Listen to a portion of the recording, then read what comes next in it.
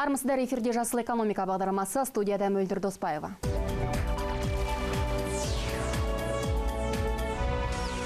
Қала жолдарындағы көлік саны жыл өткен сайын көбеюде. Демек, халық тұрмысының жақсарғанының бір факторы көлік иесі атануы.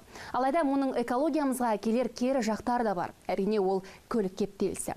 Тіптен бір жерге жиналарда жолдағы осы кептеліске жоғалатын уақытты ескеріп шығатын болдық. Ірі қалаларда машиналар бірінің артынан бірі ұзын сонар кезектегідей бөгіліп тұрады. Салдарынан көк түтін орын алады, денсаулық нашарлайды және уақыт жоғалады. Келісерсіз жағымды тұстары аз. Дегенмен проблеманың шешімін табу үшін әр мемлекет барын салуда. Мысалы, Данияда велотранспорт көп насихатталады. Ал Латвияда қоғамдық көлік тегін. Германиялықтар болса жұмыс күндерін әртүрлі уақытта бастайды. Яғни таңғы 7-ден, 8-ден және 9-дан. Ал Үндістанда тіптен көршіңді ала кет жобасы енгізілген.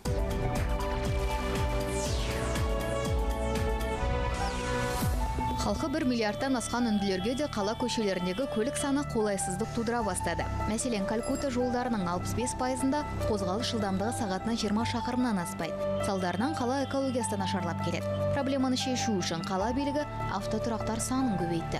Одан бөлек оқу орындарының студенттері үшін көршіңді ала кет жобасын енгізді. Оған 7000 адам қатысқан. Себебі тым болмағанда сапарлас 3 жолаушыны ала кетіп, діттеген жеріне бір көлікпен баратын болса, студенттердің жаңар-жағармайға деген қаражатын үнемдеуге мүмкіндік бар. Сондай-ақ ең маңыздысы, қала көшелеріндегі көлік саны қысқарып, ауаға таралатын улы газдар мөлшері азаяды.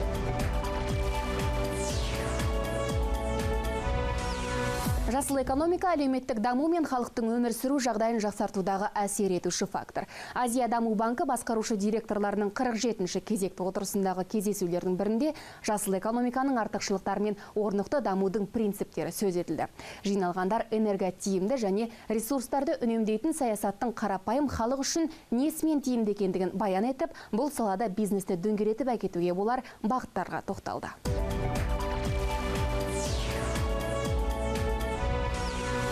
2 жыл ішінде $15,000 дейінгі үнем. Бұл күн коллекторы, пиролизді пеш, тамшылап суару принциптері және басқа да түрлі жасыл технологиялар арқылы қол жеткізілген үнем. Мұндай жетістіктермен Ақбота қорының өкілдері бөлісті. Жасыл энергияның артықшылықтары сөз жүзінде емес, нақты іспен дәлелденді.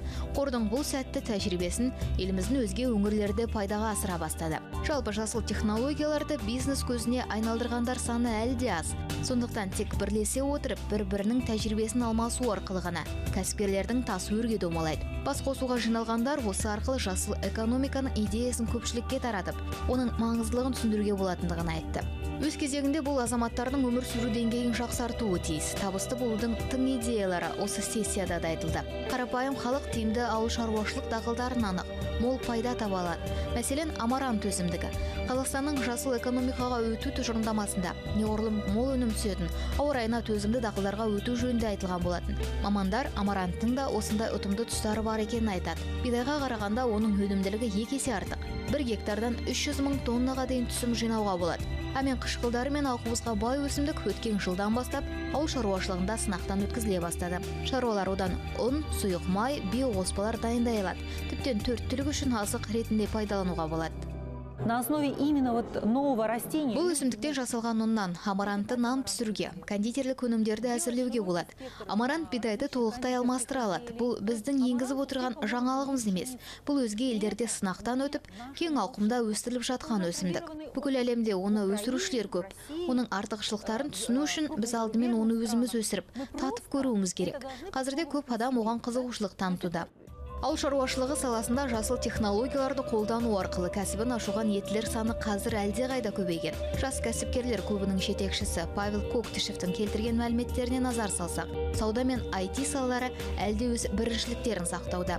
Кәсіпкерлердің арасында сондай-ақ әлеуметтік экологиялық жауапкершілік мәселесі де бар. Жиналғандар бұл тақырыпты да айналып өтпеді. Бизнесмендер эко жобаларға ақша жұмсауға қарсы емес, десе де алдымен өз аяғына нық тұрып алған жөн дейді олар.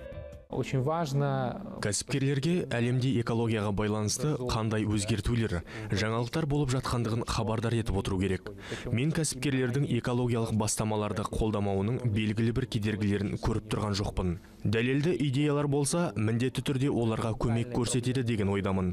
Жақын арада қолдаушы кәсіпкерлердің саны көбейе түседі. Қаржы институттары жасылдандыру принциптерін енгізуге кетер емес. Мәселен, Азия даму банкі жасыл экономика бастамасын көптен қолдап келеді. Жалпы банктың негізгі саясаты әлем бойынша кедейлік деңгейін төмендетіп, өмір сүру сапасын көтеруге келіп саяды. Қоршаған ортаның түрлі факторларға байланысты ластануы, энергия тиімділігінің төмендігі мен табиғи ресурстардың сарқылуы жасыл саясаттың дүниежүзі бойынша қарқынды дамуына кедергі болып отыр. Біз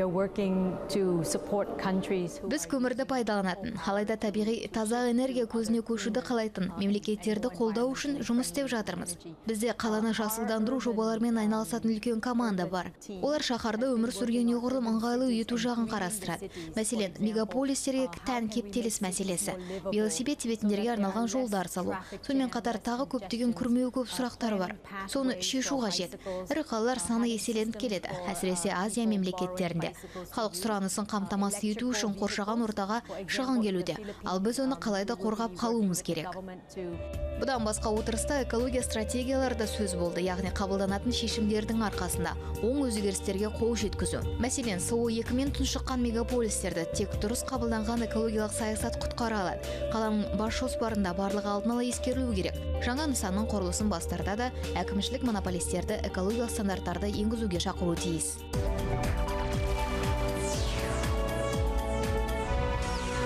Ғимараттардың экологиялық стандарттарға сай болуы бүгінгі күннің талабы.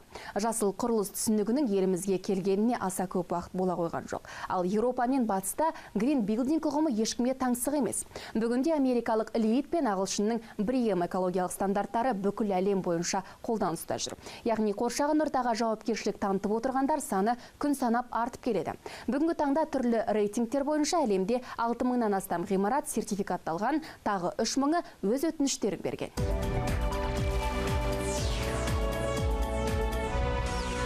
Бүкіл әлемдік жасылдандыру саясатына қосылған тағы бір үлес ғимараттарды экологиялық стандарттарға сәйкестендіру. Өкінішке орай елімізде дүниежүзілік үрдіске қосылуды қалайтын компаниялар саны саусақпен санарлық. Мәселен, Ресейде соңғы 2 жылда 100-ге жуық жоба экологиялық стандарттар бойынша сертификациялаудан өткен. Түркияда мұндай ғимараттар саны 200 шамасында. Здания являются также большим источником. Ғимараттардан да шығарындылар мен қоқыс қалдықтары пайда болады. Осы мақсатта бүкіл әлем бойынша жасыл құрылыс стандарттары енгізілуде. Қазақстанда бұл идея өз қолдаушыларын тапты. Мәселен, қазір бірнеше нысан осы стандарттау жұмыстарын бастап кетті. Алдағы бірнеше жыл ішінде бұл нарықтың басқа да белсенділерін көреміз деген ойдамын. Еуропада жасыл құрылыс нарығы жақсы дамыған мемлекеттерінің бірі бірегейде түрік мемлекеті. Green Building ұғымының жерорта теңізінің жағасында орналасқан Түркияға келгеніне де аса көп уақыт бола қойған жоқ.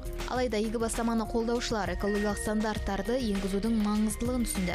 5-6 жылдың ішінде 100-ге жуық нысанды заманауи нормаға енгізу құрылыс саласының дамуына жақсы түрткі болды дейді түрік сарапшылары. Олардың айтуынша бүгінгі таңда Орта Азия, оның ішінде Астана қаласы инвестиция салу үшін өте ыңғайлы нарық болып отыр. Қазақстандық нарықтың әлеуеті зор. Біз оны көріп отырмыз. Сіздерге экологиялық сертификациялаудан өткен нысандар көп емес. Десе де бұл бағытта қозғалыс бар. Салаға тек шетелдіктер емес, сондай-ақ жергілікті тұрғындар қызығушылық танытып отыр. Бұл ұзақ мерзімге жасалған жоба. Болашақ бүгіннен басталады. Біз бұл бастаманы бірге қолдауымыз қажет.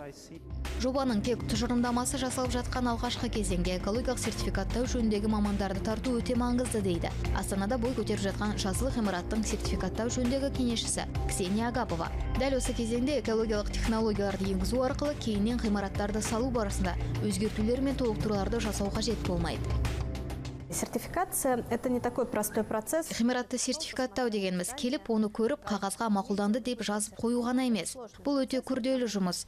Ең бастапқы кезеңде ғимараттың техникалық жұмыстарына жекелей талаптар қоямыз. Одан кейін жобаның белгілі жерлерін түзетуге өз ұсыныстарымызды жасаймыз. Сонда құрылыс жұмыстарының жүргізу ерекшеліктеріне байланысты талаптарымыз да бар. Және ғимарат толық салынып біткеннен кейін ғана сертификатты ала алады.